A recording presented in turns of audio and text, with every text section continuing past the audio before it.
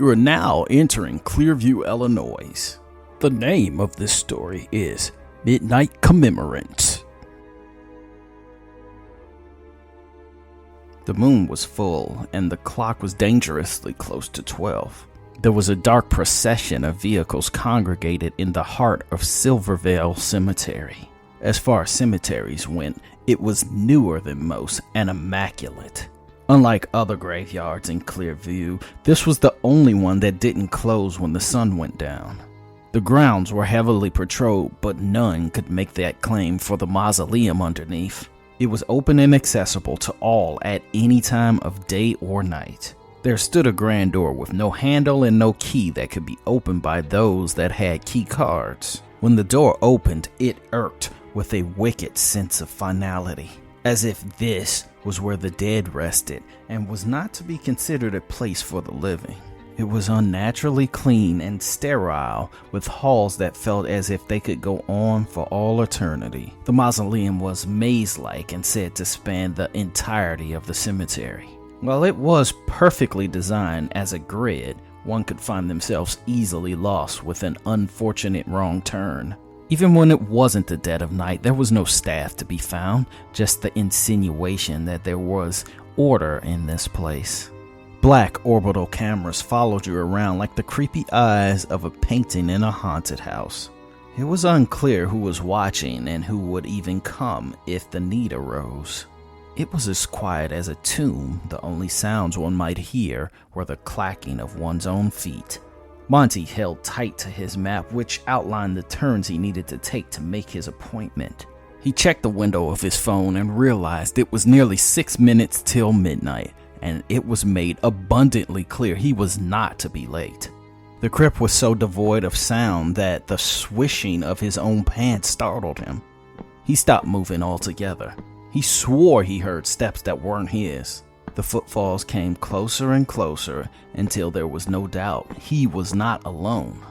Slowly yet methodically, a man in a black suit turned a corner. His shoes created that hollow echo. The stranger jumped when he laid eyes on Monty standing motionless as a statue. "Fuck, you scared the shit out of me," the man said. He looked at his watch, then to the small hand-drawn directions Monty scrawled down. "Oh, so you're on your way to the commemoration then," said the man. Monty knew this was Cicero Powell, one of, if not the richest man in Clearview. Though they had never met, he was a local celebrity. He owned a few buildings and was the owner of the Last Bastion Casino.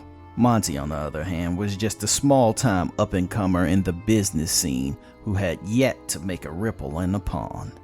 "You better follow me, or you're gonna be late. I'm cutting it close myself," said Cicero, who kept walking and took the lead. The two men walked at a brisk pace, slightly under what one could comfortably speak at without being winded. For a few seconds, they trudged through the silent tombs wordlessly until Cicero spoke. "I'm Cicero Powell." Monty nodded. "I recognized you from the commercial," said Monty. "I'm Monty Chesapeake. Pleased to meet you. So, who referred you? I'm almost certain I haven't seen you up here. So, who invited you and for what?" "I was told about it by Caleb Clearview." "Caleb? Wow. Caleb. Interesting." Monty wasn't exactly sure if that interesting was meant as dismissal or praise. "How much did Caleb tell you about this?" "Not much. I was told that anyone who intends to do big business comes to these. In Clearview, yeah, you're not getting too far without the big man's approval." "Caleb Sr.?" Monty asked. Cicero smiled slyly. "No, not him. His father, the big man." Monty's face scrunched in confusion. "Joshua Clearview?" "Yeah, him." "Wait a minute, I thought he died in 95. "He did. Doesn't mean he's still not the one to see." Cicero changed the subject a bit, seemingly just to see how interested Monty was in asking a follow-up question. Of course he followed up. Any sane person would want to know what he was walking into, even if he wasn't the superstitious type. "So what? all these businessmen in the area just have meetings at Joshua Clearview's tomb? Asked Monty. That's part of it, said Cicero, who looked at his phone and quickened his pace to nearly a brisk hopping jog. The big man doesn't like it when you're late.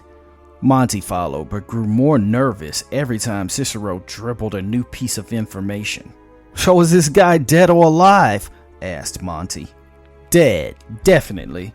Cicero came back with a small nugget of uncertainty in his voice. You're gonna have a lot of questions, I know. Unfortunately, I can't be the one to answer them. If you're respectful but not too timid, things will probably turn out fine for you. Probably? Monty spoke with rising panic. Before he could get into what it meant, the two approached two sentries, big men dressed impeccably. While the mausoleum was open to any that had a loved one buried here, this section of the dungeon was reserved for the Clearview family and required special access. The two men didn't even bother to stop Cicero Powell. He passed through with nothing more than a brisk head nod as identification. Monty, on the other hand, was detained and had his credentials inspected. When it was said and done, he made it at midnight with 30 seconds to spare. This chamber was grander than the rest and inspired some measure of awe in Monty, as if he had entered a cathedral of an ancient god, except with the sensibilities of modern times. There were at least 40 or 50 other people in attendance, thankfully not donning cloaks or hoods as if they were conducting black mass. Monty walked around a bit, and the room was designed in a dome shape. There was a stone sarcophagus in the middle of the room. Everyone spoke in hushed whispers because the sound carried so easily. Before Monty could form much of an opinion, Caleb Clearview entered with an ornate Ouija board, lighting candles on each of the four corners of the sarcophagus. Nothing about this event was dramatic or ceremonial. In fact, if it was in an office at 9 a.m., it would have felt like a morning briefing. Caleb and a few other people put their hands on the decorative glass eye of the Ouija board, and they began talking about the state of tourism in Clearview, attempting to brainstorm ideas on how to help grow the economy. Anytime someone wanted to add an idea, they walked up to the sarcophagus and touched the Ouija eye. It had been 15 minutes, and not only had the glass eye not moved, no one in the room addressed it. Monty had almost dismissed how weird the situation was until he became the topic of discussion. Caleb Clearview was an average-looking white man who had a confidence about him that money bolstered. "I'd like you to meet our newest potential member," said Caleb to the assembled court. There was a light smattering of applause, and all eyes were on him. As Monty began to speak, Caleb put his hand out to stop him. He called him forth and beckoned him to place his hand on the glass eye. With extreme reservation, he did. Monty looked down at the ornate board and the gemmed eye. "Thank you for inviting me," he said to the gathered congregation. No one spoke immediately. Monty looked at them in fear, and he hadn't even realized his hand was moving, spelling out something. "You are welcomed," the letter spelled. Monty recoiled back, breaking contact.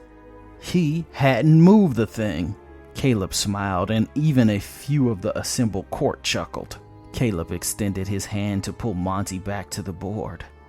When he saw his hesitation, he said, "Grandfather needs to know anyone who stands to gain from his legacy."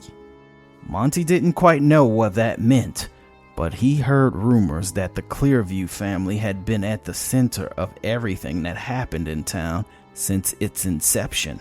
Caleb's neutral demeanor began to harden before he spoke again. "If you're not with us, well..." You're now exiting Clearview, Illinois city limits. Hope you enjoyed the trip.